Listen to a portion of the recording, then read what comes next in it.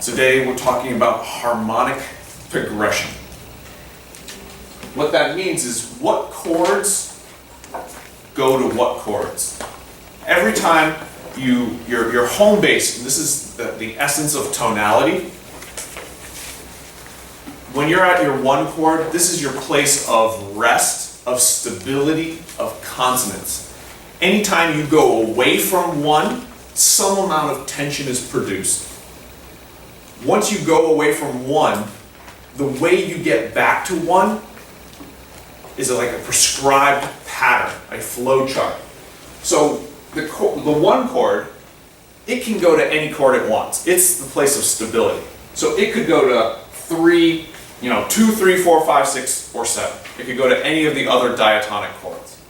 However, once you go to one of those other chords, your options become more limited. So for example, if you were to go from 1 to a 2 chord, your 2 chord has the option to go to this area. This is called the dominant area. The 5 chord is the dominant, and the leading tone triad is part of the dominant function. It functions what we call as a dominant function. So 2 can go to either 5 or 7 diminished. You have an option there. Once you get to your dominant function, 5 or 7, if you're at 5, here are your options. You can go to 1, you could go to 7 diminished, or you could go deceptively to 6.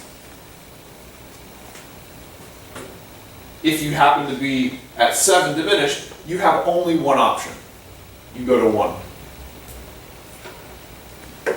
So it's kind of, you have to follow this flow chart. This is something worth memorizing. This is our subdominant function, or predominant, which is our 4 chord and our 2 chord. So this is our dominant, predominant. A 4 chord can go to a 2 chord. This entire function could go to this function. The circle of fifths is a critical component of this chart. This chart is not a random selection. It's like these are planets, and the 1 chord is the sun of your solar system, your tonal solar system. And each one of these chords rotates around that in a certain way. Circle of fifths is the fundamental part of that. 3, down a fifth to 6, down a fifth to 2, down a fifth to 5, down a fifth to 1. One of the most powerful harmonic progressions, and one you will see very often, very frequently in the music of many, many, many composers. Why? Because it deals with the fundamental acoustical nature of sound. The overtone series is part of that, and something we've talked about. And after you have the first overtone, which is an octave, then you have a perfect fifth above that. So that movement of down the overtone series is psychologically on human beings has a sense of relaxation and resolution. Since music at its core, the way you get emotions is that interplay between tension and resolution. When you go down that fifth, that's a sense of resolution. And that's why it functions that way. So 3, 6, 2, 5, 1, super common progression, very satisfying. There's other options. Your 3 chord could go to a 4 chord. It can leapfrog. That is an option. It can't leap all the way to the 5. That wouldn't sound right. It wouldn't sound like the forward motion and resolution that is satisfying.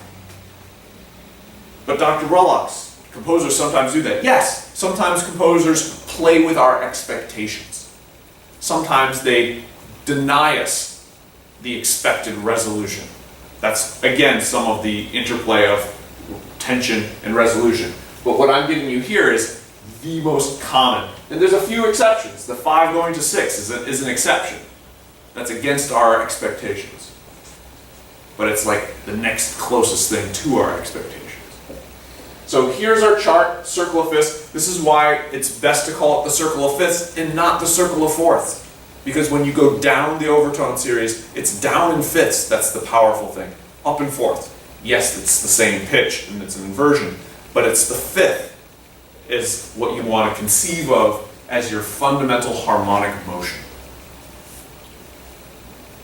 In a minor key, things change just a little bit. Obviously, the sonorities of many of the triads change. You'll notice that, of course, your dominant function does not change. And this is where you're going to have your accidentals in a minor key. You're going to need to raise the leading tone for this dominant function. Why do they do that in minor? To intensify the resolution of 5 to 1. It's part of that thing we were just saying. If we had the natural minor, we could have a minor lowercase Roman numeral 5, the resolution would not be as strong. And we're all about progression. This is one of the things that sets Western music apart from other kinds of music, is that it's about progression. It's about motion forward. It's about going somewhere. It's goal-directed. Other styles of music are not goal-directed. They just sit in a place. They're more meditative. Western music tends to be goal-oriented, goal-directed. And because of that, you raise the leading tone in a minor key. You'll see that everything functions the exact same way. And I'm going to use the word function, how a chord functions within a specific key. You do have one more option, the subtonic chord, which is where you don't raise the leading tone and you build a major triad on scale degree 7 from the natural minor scale. And the reason that works is that it just extends the circle of fifths. This is also just down a perfect fifth, down a perfect fifth, down a perfect fifth, down a perfect fifth, down a perfect fifth. And since that is our fundamental progression, of course that's going to work just fine. Now, how do you use that knowledge? Because this right here, you should all send me money. Because this is the most clearly written, concise. You could spend years understanding and working with this information. You're going to use it to harmonize melodies, first and foremost. It's one of the best ways, as well as to compose. So let's say you write yourself a melody, and then you want to put harmony to it. Or let's say someone has a melody, and they want you to put harmony to it. How do you do that? Well, this chart is going to help you do that, and have it make sense, and have it sound good. Your number one principle, once you have a melody, is you want to start and end with a 1 chord whenever possible. You want to start from your place of rest, and you want to get there. So you start from home base, and you get back to home base. That's the whole idea of a progression, a journey. Your penultimate chord. What is that word penultimate? Well, ultimate is your final chord. So penultimate is the chord before the second to last chord. Your penultimate chord should be 5 if possible. Right there, that 5-1 as the most satisfying resolution ever. Then, number 3, write all other chord options under other melody notes. What do I mean by that? Well, let's take a look at this example right here. Let's move here. Our key is E flat major. This is our melody. Let's do step 1. Can we put a 1 chord to harmonize this G natural? The answer is yes, because the 1 chord in E flat is E flat, G, B flat. So yes, I can put a 1 chord there. The final note is E flat. Can I put a 1 chord there? Yes, because E flat is the root of the 1 chord. I've now completed step 1. Step 2, penultimate chord 5. Can I harmonize this F with a 5 chord? Well, the 5 chord is B flat, D, F. So the answer is yes, I can. All these melody notes have to be within the chord. So the rules of right now are every note in the melody gets its own chord. There are no non-chord tones. You are not authorized for those yet. That will be coming up, I promise you. And it's exciting. So hang in there. But right now it's only chord tones that you're allowed to use. So now we can go back to step 3 and we'll say, well, here's an F. What are my other chord possibilities? What could I possibly do? Could I use a 2-chord? And this is where knowing all your chords is really, really, really helpful, right? So a 2-chord would be F, A flat, C. Well, that's an F, so a 2-chord is possible. A 3-chord is not. We're also, a couple other rules I want to mention. We're not going to use 7th chords, and we're not going to use 7 diminished. So let me add that here. No 7 diminished and 7th chords. What we're trying to do right now is limit our options, limit our resources, and see how well we can understand and get a grasp of these fundamentals. So this could be a 2-chord, 3 is not an option, 4 is not an option, 5 is an option, it's the 5-chord, B flat, D, F. 6 is not an option, and we know we're not using 7. So right here, I wrote down both options. I could harmonize this F with either a 2-chord or a 5-chord. I don't make a decision yet. I move on to my next. It's still an F, so I still have the option of 2 or 5. And then go to E flat. Well, I know a 1-chord is an option, because I did it here at the end. What other chords are an option? Well, the answer is the 4-chord and the 6-chord. The 4-chord is A flat, A flat, C, E flat, and the 6-chord is C, E flat, G. Here's another way you could kind of think of that. I'm going to write it here. Every note, so if you pick any note, let's say E flat, it can either be the root, the 3rd, or the 5th of a chord.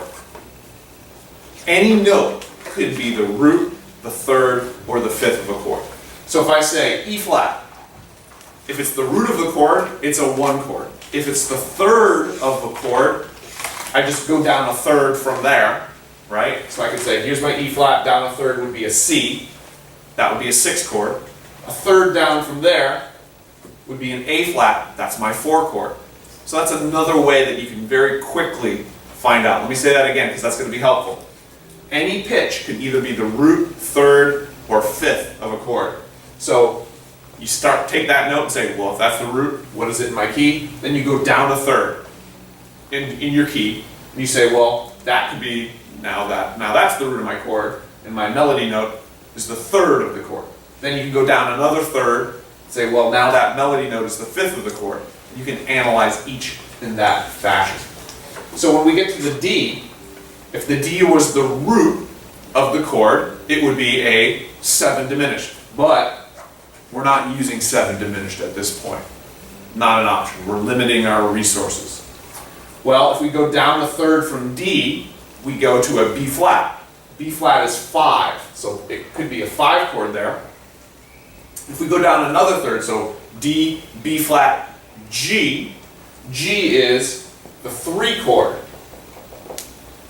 in our key. Alright, so you see how you can do that with each note? We'll erase that. We go back to our E flat, and I'm going to write our options here, which is 1, 4, and 6. We have a G here. We didn't have to write our options here because we wanted to start with a 1-chord. Let's go through that method. If G is the root of the chord, it is a 3-chord. We go down a 3rd. E flat would be a 1-chord. Down another 3rd. Goes to a C. That would be a 6-chord. Then we have an A flat. If A flat is the root of our chord, it is a 4-chord. We go down a 3rd from A flat. That's an F. F is a 2-chord in the key of E flat. We go down another 3rd from F to D. D is a 7-chord in E flat, but we don't use 7 chords, so we stop right there. You have now completed step 3. That's a pretty involved step. But if you go in the order that I just described, you will come up with the right answers. Now you check harmonic progression to decide which one you're going to use, right? So, do I go to 2 or 5? Well, you have no way of knowing that unless you say, well, what am I going to go to next? If you went to 5, then your choice would be either to stay on 5 or go to 2. Well, here we need to double check with rule 5 or method guide 5. You want to change chords for every melody note. So you do not want to repeat 5, 5. You want to go to a different chord. You do not want to repeat chords. So 5 to 5 is not an option. 5 to 2. Well, here we look at our chart. Here we're at our 5. Can we go to 2? Is that one of our options on the chart of good harmonic progression? The answer is no. It is not. 5 doesn't want to go to 2. So just by that, we know that going to 5 is going to be the wrong choice. We want to go to 2. Now once we're at 2, guideline 5 says don't repeat. So we're not going to stay on 2. We're going to go to 5. Now that we're at 5, we're going to look and we're going to say, okay, what are our options? 5 can go to 1, so that's an option. 5 can't go to 4, so that's not an option. It can go to 6, so we know our option is either 1 or 6 here. We know we've eliminated the 4 chord, so I'm going to erase that. But before I make that determination, I want to look forward. If I go to 1, 1 can go to anything. So if I want to play it safe, 1 chord. Can't go wrong. 1 can go anywhere. But what if I wanted to go to 6? If I went to 6, 6 can go to 4 or 2. Those are neither one of my choices.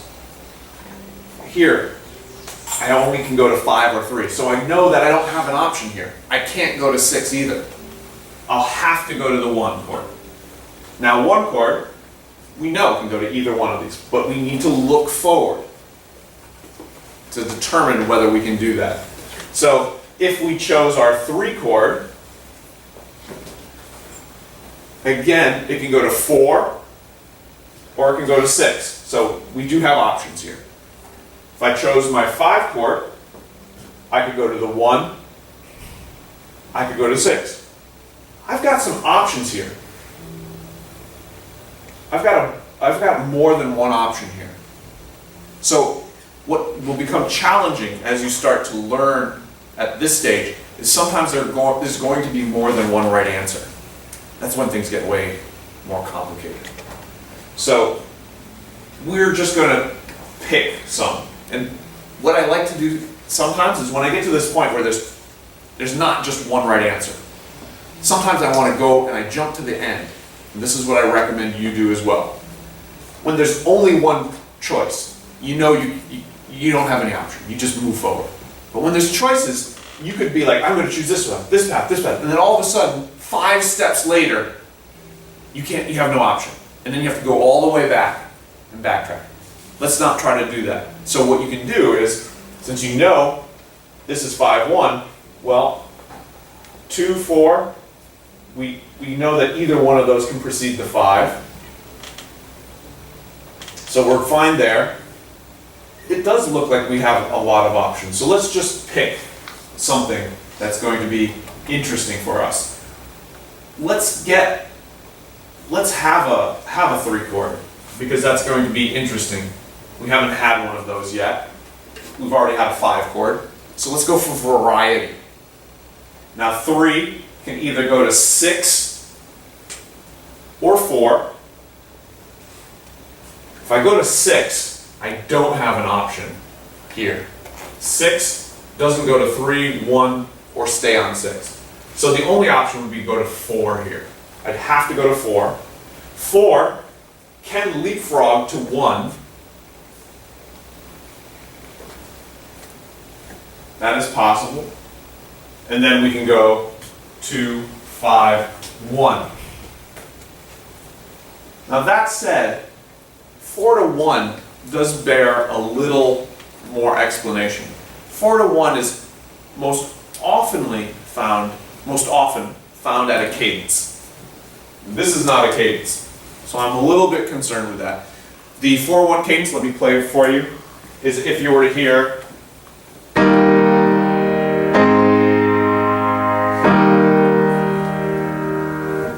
very common in sacred music in the church. You hear 1/4/1. It's called a plagal cadence.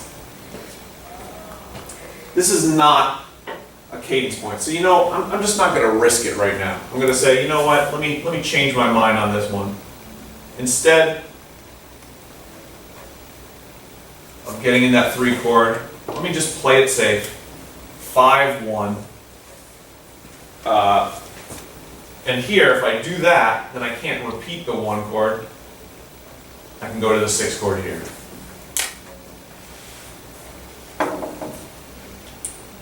And the reason I decided not to go with that 4/1 cadence was 4/1 progression was simply because I just don't want to cause myself too much possible trouble when I do my part writing. So I've now made my choice. I've harmonized my melody. It is, and I'm going to write it out. We're going to go, let's see, so let me write it clearly for you all. So this, we chose the 2 chord. We chose the 5 chord. We chose going back to our 1 chord. We then decided to go to 5 again, and back to 1. And then here, we went to 6. And you know what? I'm actually going to change my mind again. Instead of going to 2, because I've already had 1, let me go to 4. Let me get that 4 chord in there. Either one would be correct, but I'm also going to go for a little variety when I can get it in. Now, you then part write. And this is something we've done before. So you start by putting in the bass line because you have no option there. These are all root position triads. We are not authorized, you are not authorized to use inversions yet. That's coming up. So, I put in my E flat. I chose this one right in the middle because it's going to be easier. It gives me room to go up or down. I then go to my 2 chord, my 5 chord. I put my B flat down here as opposed to up here just because this is the bass voice and I want to use the lower part of the bass voice more often than not. So B flat, back to E flat, back to the B flat, back to the E flat, to a C, to an A flat, and I went down because I want to keep, I'm kind of outlining a triad, I'm providing contrary motion with my melody. These are all the things that I'm considering as I'm doing this. And then I go to my B flat, and finally end on my E flat. Oop, not a half note. So let's just listen to the outer voices. This is a good time to play your outer voices on the piano. If you see any direct fifths, direct octaves, parallels, this is a good time to catch it before you get further.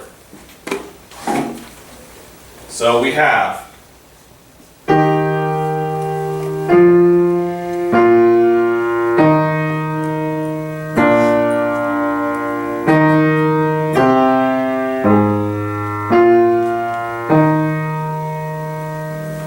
that's going to work just fine. Now let's part write. Let's say we'll put an E flat here and a B flat here. We've completed our chord. Then we'll move this to our 3rd of the chord, this to the 5th of our chord. This will go to the 3rd of our chord, this will double our root. This will provide our 3rd, this will give us our 5th. What I am doing, and you can see the speed of which I am doing this, it's pretty quick. I've done this a lot. What I'm looking for is common tones, stepwise motion. And I look and I see and I can see what notes I need. I'm always doubling the root, which is the same thing as the bass in this case, because these are all root position triads. I maintain a common tone, move to the 5th, Here I maintain the common tone. We're about to put in the third of the chord. Here I want to, let's see. Well, here I don't want to maintain the common tone. So here I'm going to jump up to the C and jump up to the E flat. Actually, that actually creates overlapping. So I don't want to do that. Aha. So, if you remember, one of the things we talked about very briefly earlier was this concept of overlapping. And here's what I initially thought I would do. What happens here is that the tenor in this chord is higher than the alto was in the previous chord. And I don't want that. I want every voice to kind of have its own space. And I don't want to have things jumping really high or jumping really low. So that creates a little bit of a problem for me. And I think I'm going to solve it. Let's see what if I invert those two, right? So if I put the C here and the E flat here, that certainly is fine.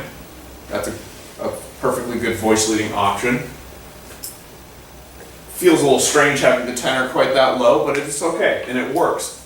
And so sometimes what you'll do is when you write something, your first instinct, maintaining a common tone, might create a part writing error, which you want to be able to catch and correct.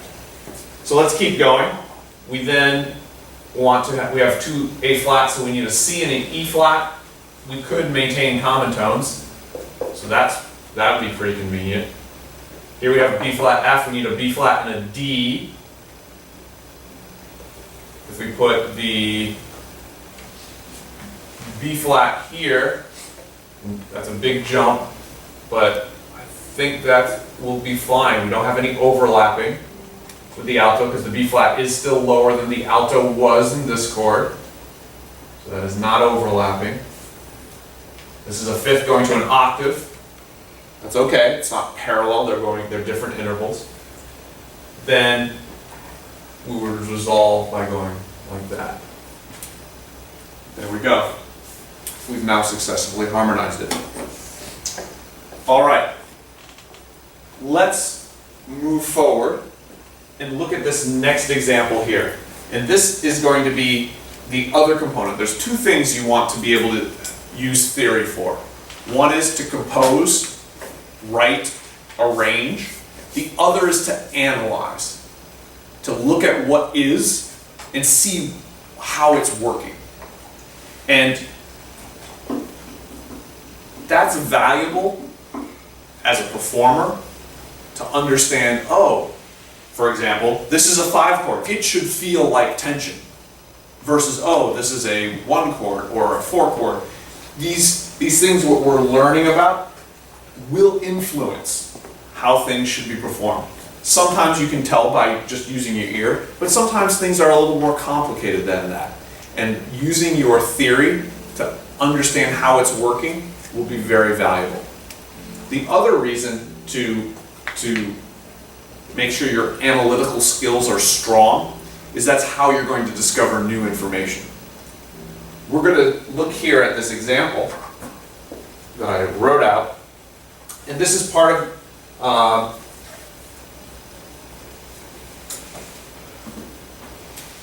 this should be familiar to some of you as a piece by Bach. So if we study what Bach did and do the same thing, you're probably going to be in good shape. Good place to start. So the first thing I want to do is have a Roman numeral analysis. Actually, let me rephrase that. First thing I want you to do is lead sheet symbols. So looking at this, A, E, A, C sharp, that is an A major triad. So I write a capital A. That's my lead sheet symbol. Here I have D, D, F sharp, A. Notice I always go bottom to top. That's the way harmony is built. So D, D, F sharp, A, that is a D major triad. This note in parentheses, this is a non-chord tone. I know you guys aren't, I told you guys you're not allowed to do that. Bach has clearance. He's been authorized. He's allowed to use some of those things. He knows how to break the rules. You don't just break rules randomly. You break them with a certain methodology. And we'll talk about that later. Going to our next chord, B, D, G sharp, B. That is not a root position triad. That is G sharp, B, D. That is a 7. It's a G sharp diminished triad. I'm not going to put the slashes to indicate inversion. I'm just going to put, actually I will, to indicate inversion. A, E, A, C sharp. That's an A major triad again, root position. G sharp, E, B, E. That is not a root position triad. That is an E, G sharp, B. That is an E major triad with G sharp in the bass. So first inversion. F sharp, A, D. That's a D major triad. D, F sharp, A, but with F sharp in the bass.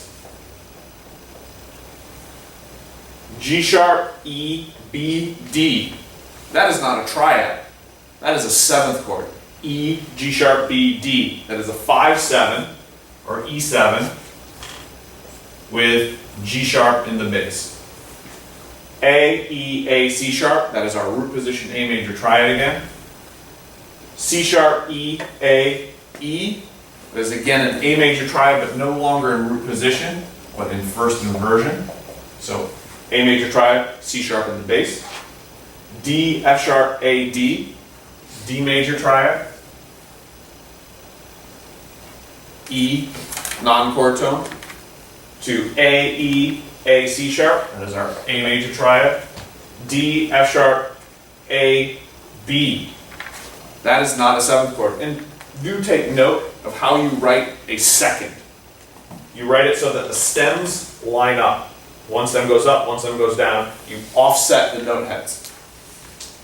The root would be B, D, F sharp, A. B is our 2 chord. We're going to talk about that in a minute, but it's a B minor 7 with D in the bass. E, E, G sharp, B, that is an E major triad. A, E, A, C sharp, that is an A major triad. We indicate our key by writing a capital A with a colon underneath the key signature. That way we indicate that we're in the key of A major. A major triad in the key of A is a 1 chord. D is a 4 chord.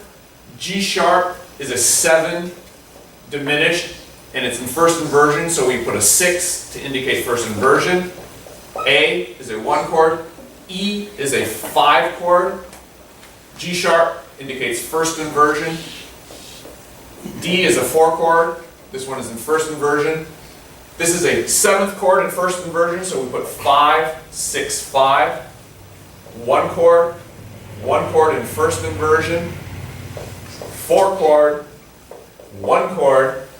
B is a 2 chord. First inversion means 6, 5, 5, 1. And that is how you complete your lead sheet symbols and Roman numeral analysis of this excerpt. You then say to yourself, well, following our harmonic progression chart, 1 can go anywhere, so 4 is fine. 4 can go to 7, that's fine. We know that. You're not authorized to write 7s yet, but 7 can go to 1. 1 can go anywhere. 5 can't go to 4. What are you doing, Bach? This does not follow our chart. He's figured out a way to make it work. So often you will analyze things that are beyond what you're authorized to write. This is one of them. We'll talk about why he made this work. But let's for now just skip it and say 5, 5, 6, 5, that's great, to 1, 1, 6. Here we repeat a chord. Remember how I said we didn't want to do that? But he changes the inversion. You're not allowed to use inversions yet. So, well, now we're finding why you can repeat a chord. To 4, 4 goes to 1, that's allowed. 1 goes to anywhere, so 2, 5, 1. So the only, in all of these chords, the only time Bach breaks the expectations is once. So just think about, again, what we're trying to do now is master the fundamentals of what's expected. And even Bach, Mr. Super Creativity Genius, only did something different once in terms of harmonic progression. So don't feel bad that I'm limiting you right now to just using that. You can still be super creative with just those chords. Thank you.